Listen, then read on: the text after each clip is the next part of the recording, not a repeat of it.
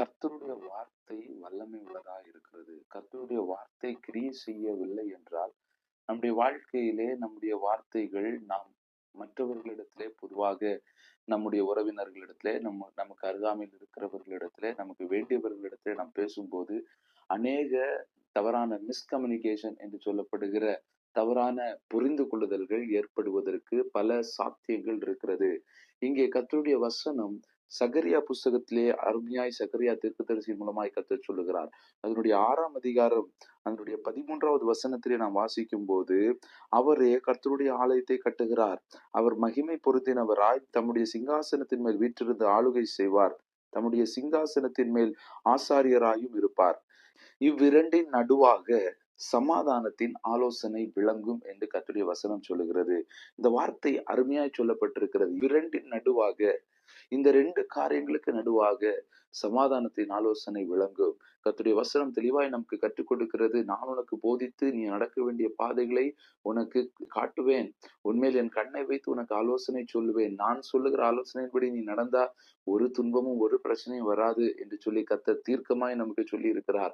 இங்கே அழகாக இந்த சகரியா தீர்க்கதரிசி மூலமாய் சொல்லுகிற ஒரு வார்த்தை என்ன அப்படின்னா, இவ்விரண்டின் நடுவாக நம்முடைய வாழ்க்கையிலே நாம் யாரோடு கூட பேசுகிறோம், யாரோடு கூட உறவாடுகிறோம், நம்முடைய நாம் யாரோடு கூட பழகுகிறோம், இதற்கு நடுவுல ஒரு பெரிய தேவ பிரசன்னத்தை கர்த்தர் வைப்பேன் என்று கர்த்தர் சொல்லுகிறார்.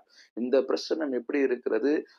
அது சமாதானத்தின் ஆலோசனையாய் விளங்கும். நீங்களும் உங்களுக்கு அருகாமையில் இருக்கிறவர்களும் உங்களுடைய புருஷனோ, உங்களுடைய மனைவியோ, உங்களுடைய பிள்ளைகளோ, அல்லது நீங்கள் யாரிடத்துல பேசினாலும் உங்களுக்கும் அவர்களுக்கும் நடுவாக உங்களுடைய வார்த்தையை கடந்து செல்லுகிற ஒரு டூலாக கர்த்தர் விளங்க போகிறார். அவருடைய சமாதானத்தின் ஆலோசனை உங்க 2 பேருக்கு நடுவில் விழப்போகிறது.